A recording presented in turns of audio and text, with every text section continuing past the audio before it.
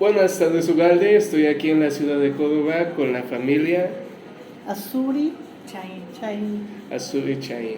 Buenas tardes, ¿cómo Buenas están el tardes. día de hoy? Bien, gracias. ¿Y tú? Bien, aquí andando. Bueno, pues vamos a hablar sobre el terremoto del 85. Sé que usted lo vivió en persona, así que quisiera preguntarle dónde estuvo y qué estaba haciendo cuando comenzó el terremoto. Bueno, esta tiene mucha raíz muy profunda, pero yo creo que vamos a decir ya los últimos momentos que vivimos, porque con una hija empezó con un cáncer y en tratamiento de quimioterapia. Nos trasladábamos de Córdoba a México teniendo un departamentito que mi hermana nos prestaba en Narvarte, entre Narvarte y del Valle, donde fue tremendamente agitado el temblor. Pero un día antes fuimos a visitar a mi cuñada, que de Córdoba también, pero fue por el nacimiento de su nieta, que se encontraba en México, y la fuimos a visitar y nos dijo, ya no se vayan, quédense. Fue el miércoles, ya no se vayan, quédense aquí aquí en la casa, ya se van temprano porque mi hijo va a tener guardia, era médico. Era José Antonio Sacre, que era médico haciendo su servicio en el hospital del DIF por Perisur. Y dice, quédense, hay una recámara desocupada. De habernos quedado, nos hubiera alcanzado el sismo. De habernos quedado no estuviéramos platicando ahorita. Pero nos regresamos a casa y al otro día, bueno, creo que fue el martes, porque al otro día, miércoles, nos fuimos al tratamiento de la quimio y ya era el segundo tratamiento el jueves, que fue que a las 7 de la mañana me levanté ya para prepararnos para irnos al hospital. Y mi hija todavía estaba con el efecto de la quimio y no se quería levantar. Cuando empezó a sacudirse, no hay palabras para descifrar de tal magnitud estaba todo eso. Estábamos en un departamento que de pared a pared se golpeaban y llevaba yo una muchacha que me ayudaba ahí en la casa, que me acompañaba, para no ir sola con mi hija, y le gritaba yo, Marce, vente, pero es que no puedo caminar, o sea, se resbalaba al caminar, de pared a pared se golpeaba. Yo veía que de las ventanas me asomé y se aventaban los colchones a la banqueta y de ahí se aventaba la gente para caer en los colchones. Pues gracias a Dios ahí no hubo derrumbe. Me di cuenta, ya vivía un sobrino ahí también en ese departamento, lo llamé y ella no se levantó, mi hija no se levantó por el efecto de la... Yo creo que ni sintió, o si sintió, no, fue más fuerte la quimio que el mismo temblor. Y entonces pues yo estaba con un afán de que mi hija se curara, que yo tenía que echarle ganas. Y así con el temblor me salí a la calle a tomar un taxi. Cuando tomé el taxi, oí la voz de Jacobo Saludowski narrando todo lo que estaba sucediendo, que los edificios ya estaban hechos un sándwich. Desde que salimos, empecé a ver los edificios hechos un sándwich, aplastados. Y el taxista, recuerdo que no hablaba, estaba enmudecido, nomás oíamos a Jacobo. Llegué al hospital y me dice el doctor, ¿qué cosa haces aquí? Regrésate. Porque los tubos del hospital habían reventado todos, no se cayó nada, pero... Y ya no encontré a mi sobrino que estaba de guardia ahí, José Antonio Sacre Azuri. Y dice, no, es que él ya se fue corriendo a ver a su familia porque no le contestan por teléfono.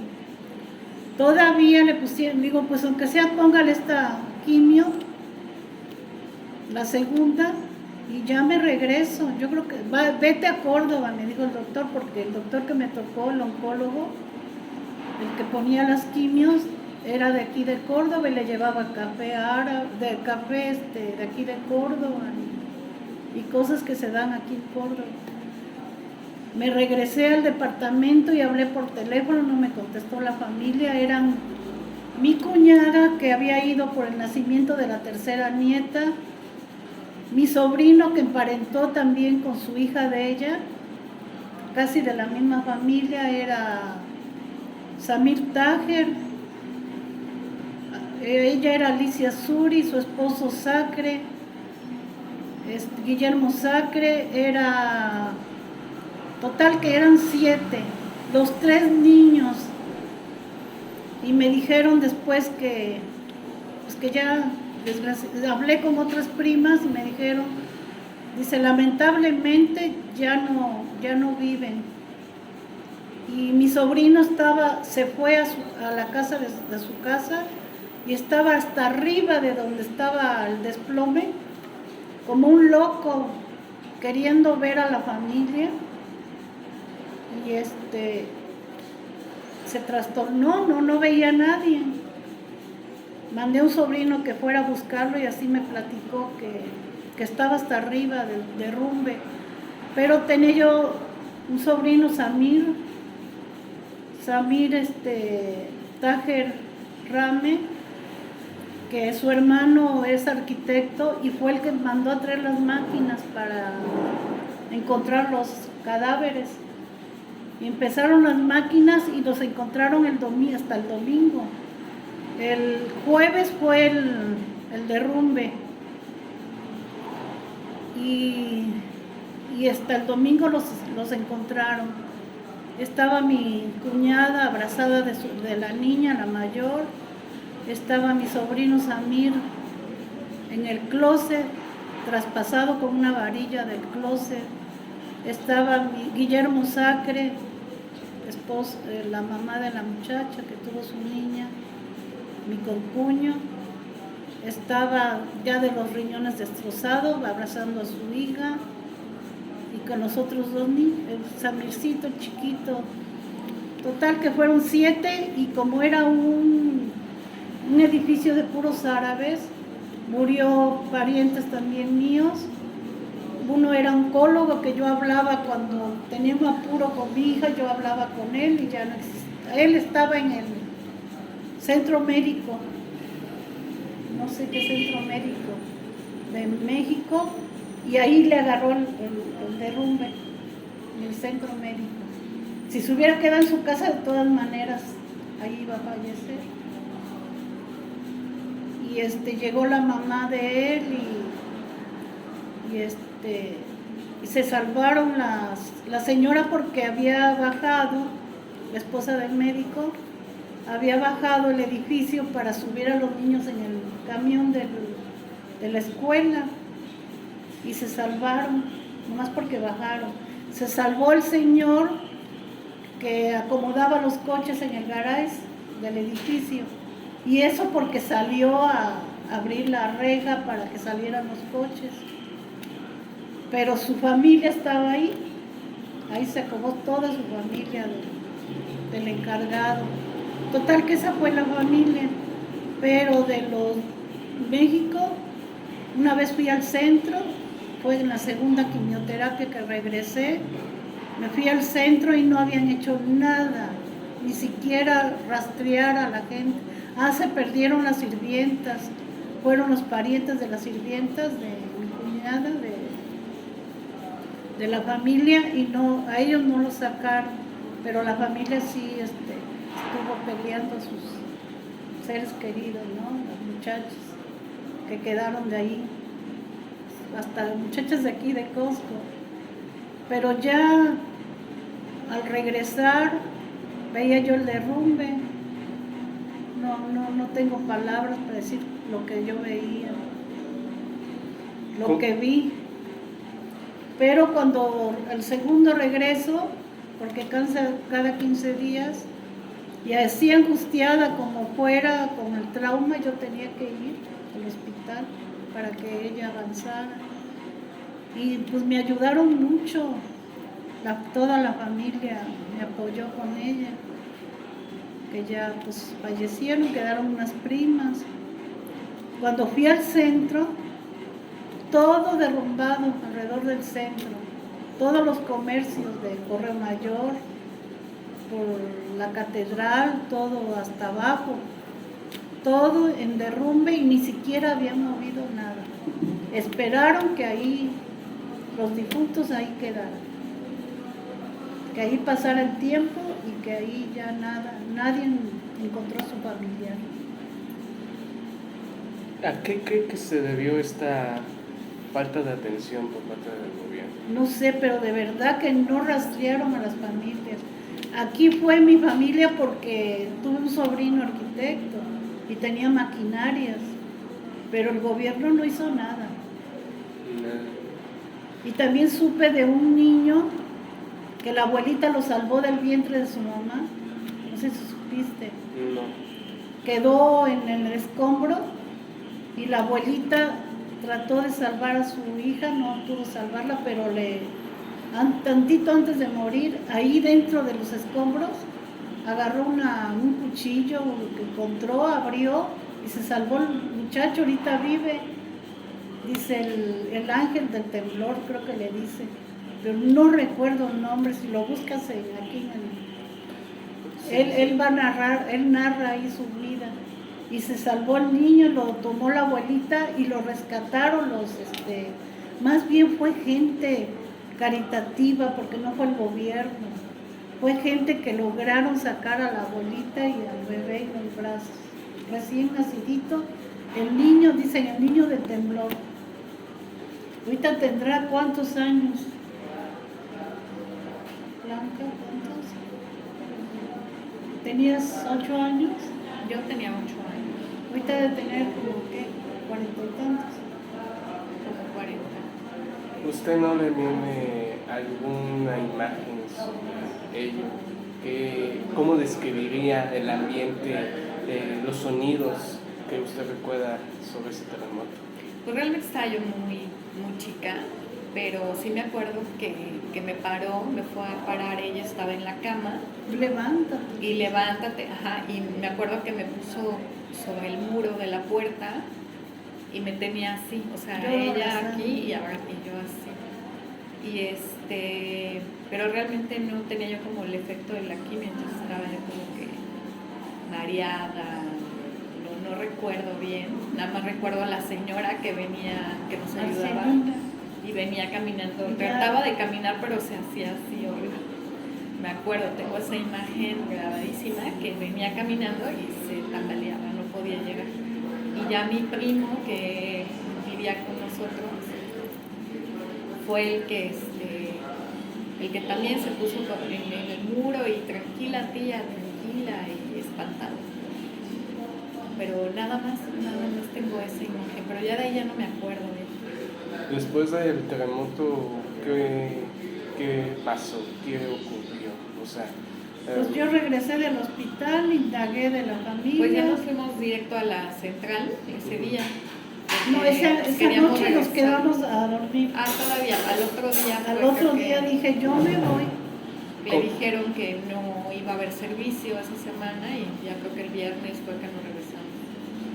Y no había, había filas y filas en la terminal. La terminal estaba repleta, la gente huyendo, queriendo huir. Y un amigo de aquí de Córdoba de mi papá nos vio de milagro y fue el que nos consiguió los boletos. De puro milagro. Yo digo que siempre hay un ángel que nos... Y ya mi papá pues aquí nos ya estaba todo ayuda para espantado podernos porque venir. no había comunicación, no sabía nada de nosotras. Creo que sí, ¿no? Creo que habló con no sé con quién y ya sabía que estábamos bien, pero de su familia, de su hermana y su sobrina y todo no supo hasta después. Ya cuando nos vio llegar pues ya descansó el vernos. Mis hermanos. Estaba la casa de mis papás llena de gente, así, toda la familia esperando que llegara. a ver cuál era la noticia. Y cuando les dio la noticia de sus familiares fallecidos, Oh, Ella ya sabía que... yo no quería que ella supiera. Si me ponía a gritar ahí, yo me salí y localicé un teléfono y hablé con la familia de México, las primas que quedaron.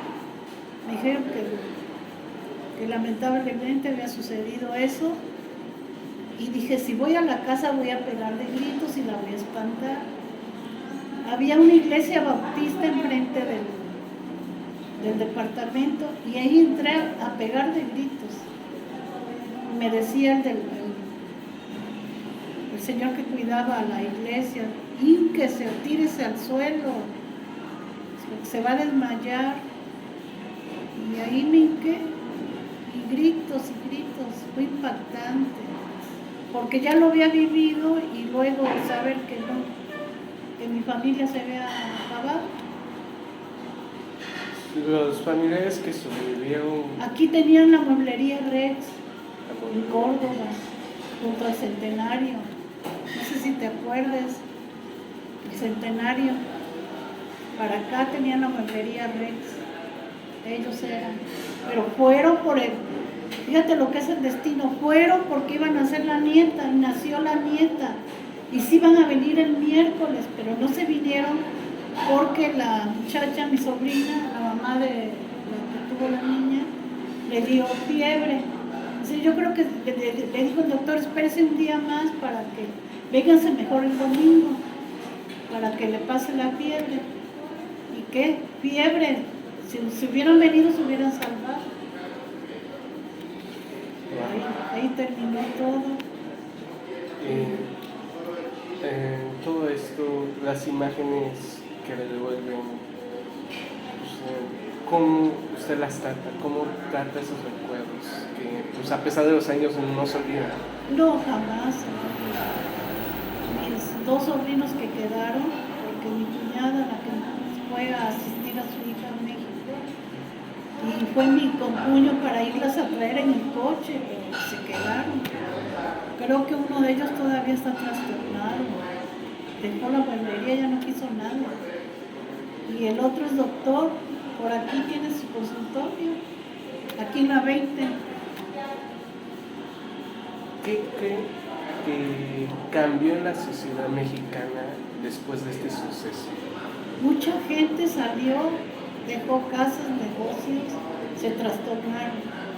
Mucha gente se fue a Querétaro, Toluca, se vinieron para acá, para Córdoba, y mucha gente que le tocó el temblor tuvieron que venirse. Y conozco una familia que se parece a él, es Eduardo. Su mamá le tocó el temblor en México y nunca se recuperó de su mente. Siempre estaba como drogada, muy espantada, muy nerviosa. Vivió el nerviosismo. Quedó traumado. Sí. Y aquí viven por ti. Y dejaron todo en México y ya aquí se vinieron y tienen una casa en Huatusco. Y fue lo que los abuelos los recibieron y eso fue que los salvó de que sobrevivieran aquí en Córdoba. ¿Y qué siente cuando usted compara ese suceso con los más recientes sismos o temblores de aquí en México? No tiene comparación con ningún sismo. Ni aún cuando explotó el volcán, no sé dónde, por aquí abajo. Nada. No. Bueno, de hecho sí, Igual otro, igual que como ese. que, bueno, en mi situación personal, sí me quedé un poquito traumada con la Ciudad de México. O sea, tiene años que no voy. Ella hasta la fecha.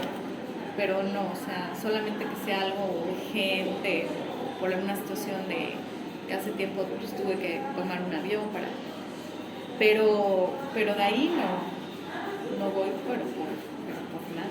O sea, hace como... A mí si me regalaron una casa en México, no voy. Hace como... Estaba chiquito, ¿no? Hace como como 8 años, nos invitó a mi hermano de paseo. Que bueno, para que él conozca y así, ¿no? Pero súper nerviosa, me sudaban las manos, nos quedamos en un hotel allá y no pude dormir, y casi con la puerta abierta por si tiembla, o sea, sí te queda como... Y veíamos los huecos de los edificios.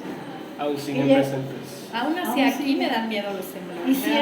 Veía yo los huecos, ponían algo, bancas o un árbol, y sí no podía, no soportaba verlos. ¿Y qué cree que debería cambiar en cuestión del gobierno, de la sociedad, para estas situaciones? Pues que hacen puros simulacros. ¿Qué han hecho? Simulacros. Nada más a que la gente esté alerta y puedan evitar un accidente. Es lo que ha hecho el Y en la gobierno. construcción se supone, En las ¿no? construcciones, no Cambiar sé. la forma de construir y todo ese edificio, pero aún así ha habido temblores recientes y han existido todavía Todavía derrumbes, se ¿no? dan derrumbes. Entonces ya ¿qué vamos a hacer? Todavía un vive sueldo gente en el parque con carpas, de los que se quedaron sin casa. Del 85. Desde el del 2017. No, en México. Todavía existen del 85. Bueno, se quedaron sin casa, perdieron Estaba casa, todo, las calles por donde quieras eran carpas, viviendo. con pipas de agua y sobreviviendo. Sus familiares, los que sobrevivieron, también supongo que estuvieron viviendo mucho tiempo en la calle. Hay unos que no, hay lugares que no se cayeron, no pasó nada. Por ejemplo, donde vivíamos, entre Narvarte y del Valle, unas primas vivían en la colonia Roma, no les pasó nada. La zona universidad, que es donde fue donde el edificio. La zona universidad, Hidalgo y Universidad. Ahí fue la zona más.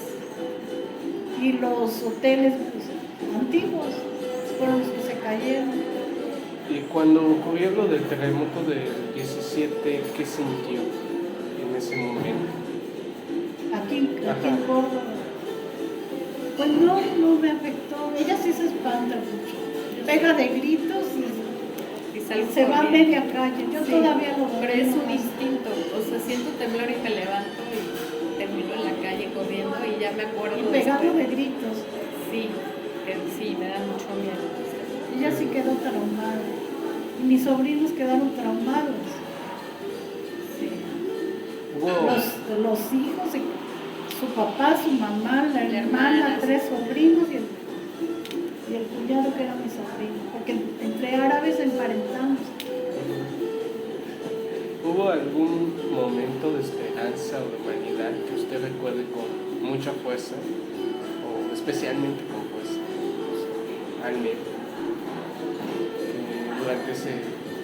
cuando estuvo allá en el 85 en la Ciudad de México?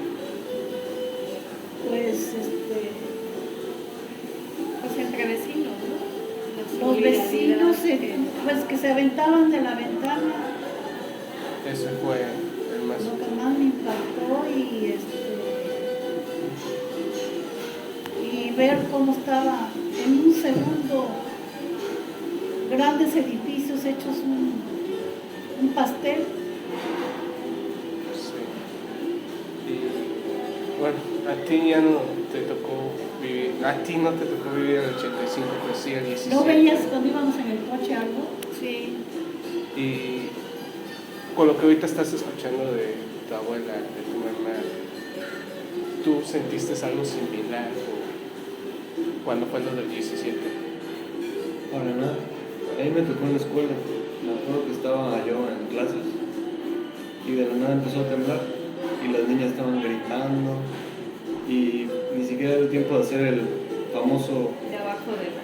Ajá, porque estaba muy duro. Lo único que hicimos fue salir y ni siquiera, no corro, no ahorita no empujo, no, todos salieron corriendo. Costaba hasta caminar porque el suelo se movía, los bloques se estaban moviendo, creo que hasta uno se cayó. Y yo estaba en la planta de arriba, ¿qué no fue en el 17? 17. estaba yo en... Tenía 10. Estaba en cuarto, creo, ¿no? Ajá. Y estaba en el piso de arriba, entonces bajar las escaleras era pues era un peligro, ¿no? Y aún así logramos bajar y nos fuimos a la cancha y ahí nos quedamos. Y no paraba y no paraba. No sé cuánto duró. Y empezaron a llegar los papás por los niños. Y es todo lo que más. Algo que quieran comentar para cerrar sobre sobre su experiencia, algo que quieran decir. Pues fue muy triste, no se puede recuperar el amor de la familia, no se puede recuperar, pero a la vez pues le dimos gracias a Dios, ¿no? de que ella, a pesar de lágrimas y de sacrificios, se recuperó de un cáncer a su edad. Esa es lo que nos alentó a seguir adelante, de que ella se recuperó y que yo creo que ellos, los que murieron, hasta los niños me decían tía Bon, me gritaban, y yo creo que fueron unos ángeles que nos cuidaron después, porque ella sanó de un cáncer muy agresivo y que en aquel entonces no había la medicina que hay ahora, era directo de la vena. Antes, ahora se ponen por sueros, te acomodan, te recargan, te ponen sueros. No hay ya nada. Directo y vámonos, como animal. Y entonces, pues después de lo sucedido, le doy gracias a Dios que hubo buen fruto, ¿no? De que ella sanó de ese cáncer. Y otro fruto es mi nieto, porque ella al ser operada nada más quedó con un pedacito de ovario, que le iban a quitar todo cuando era niña, pero mi sobrino, cómo le agradezco al doctor que estuvo en la plancha ahí, que dijo los doctores, le quitamos la matriz, no le quiten nada más lo que está, donde estaba el tumor. Limpiaron bien, pero dijeron que estaba muy agresivo porque reventó el tumor. Y sin embargo, cuando me mandaron a darme el aviso de su cáncer, que se me iba a morir porque no iba a aguantar las quimios. Y yo me fui con la Virgen de Guadalupe, entré como una loca, con pánico, y ahí le pedí que ella soportara las quimioterapias. Y así fue, y aquí está, y con un pedacito de ovario. Ella tenía tristeza porque nunca iba a ser mamá, pero ahí está, ya que estamos los tres aquí, digo que hay ángeles que Dios nos manda a la tierra. Yo le digo a los que estén oyendo esto, que siempre existe el amor y la esperanza, y del amor y la esperanza solamente Dios nos lo da. Y aquí está el fruto. Sí, se nos fueron, muchas familias se nos fue, pero aquí está el fruto. Mi nieto, que primeramente Dios todo se le ha facilitado para que sea un profesionista, y que esperen Dios que eso también esa bendición te llegue a ti, para que seas un buen profesionista para bien, que todo sea para bien. Y seguir adelante, ya no ver para atrás. Trato de que la mente no trabaje viendo atrás, sino siempre para adelante. Muchas gracias. Sí, eso es todo, y los bendigo a todos, que esto sirva para bien. Pues muchas gracias por su tiempo, Sí. por el tiempo de todos ustedes.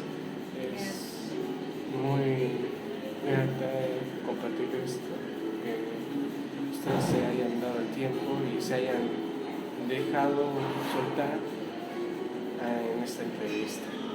Muchas gracias a ti. Gracias a ti. Gracias. Gracias. Pues regresamos al estudio.